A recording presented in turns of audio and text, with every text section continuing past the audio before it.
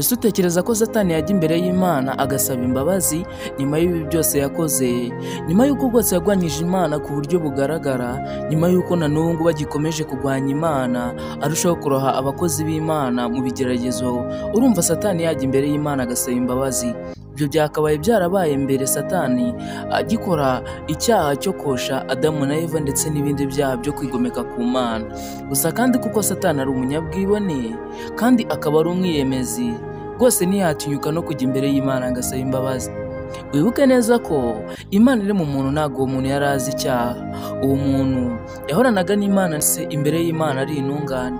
Satani we waremye ishari yateye umuntu gucumura, aramwosha, birangira umuntu abaye umunyabyaha imbere y'amaso y'Imana. Imana ntabwo ikwanga, ahubwo Imana yanga ibyaha byawe. Umunsi uzagarukira Imana ukayisaba imbabazi, izakubabarira kandi ntabwo izita ku buremere bw'ibyaha byawe wakoze. Imana ni inyembabazi kandi yiteguye kubabarira buri wese uje imbere ubundi akicisha bugufi agasaba imbabazi. Kuba waracumuye ntibyatumye Imana ikurimburiraho ako kanya. Kubana n'ubu ngubu ugikosa ntibyatumye Imana ivuga ati reka ngukore aka kanya, kubera ko Imana igira imbabazi kandi iracyakunda umuntu. Igerageza kuguha amahirwe menshi ashoboka kugira ngo wihane.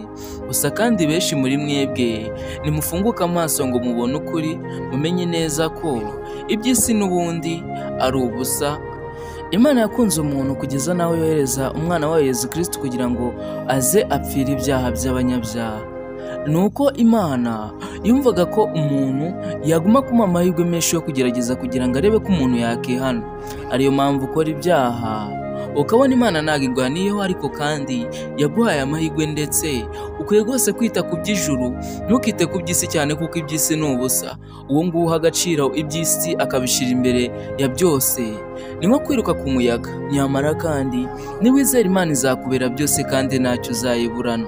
Ubwo butunzi wirukaho mu isi ukaburutisha Imana yakuremye, ukawugira ibigirwamana imbere y'amaso y'Imana. Buri kimwe cyose kuri iyi si kigaragaza impinduka. Izuba rirarasa mu gitondo ariko kandi rikarenga.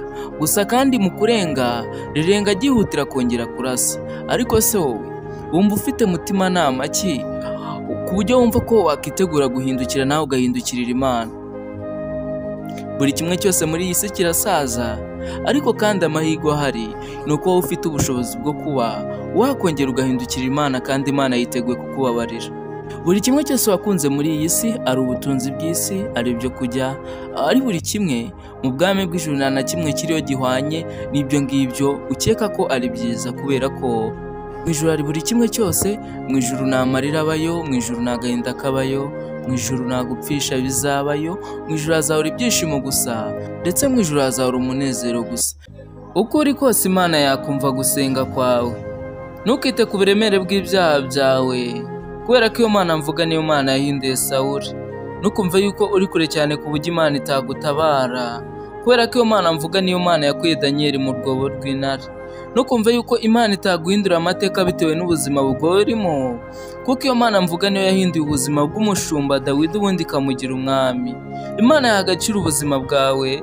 Wibuke neza ko ariyo Mana yahaye agaciro ubuzima bwa Yosefu, ikamukura mu maso ya bene se bamusekaga, ubundi ikamugira umwami. Niwizera Imana izakugeza kuri byose, kandi icyizere kizaba ipfundo ry'ubuzima kuri wowe. Kuguma guhangana muri ubu buzima uhangana n'ibikugerageza nibyo bizakugira intwari. Nubwo benshi bazakubwira yuko uri kugerageza kwigira intwari, ariko ibyo ntibizaguca intege, kuko uri munsi kandi isi yuzuyemo ibigushuka ndetse n'ibiguca intege. Agatabo k'ibanga. Rero ngewe sinumva ko naba mu ijuru njyenyine, niyo mpamvu numva ko kubaburira ubundi mwese tukazabana mu bwami bw'ijuru byaba ari byiza kurushaho. Kari agatabo k'ibanga. Kora subscribe kugira tuzajya tubana n'ibindi biganiro n'izindi nkuru zose zigiye zitandukanye.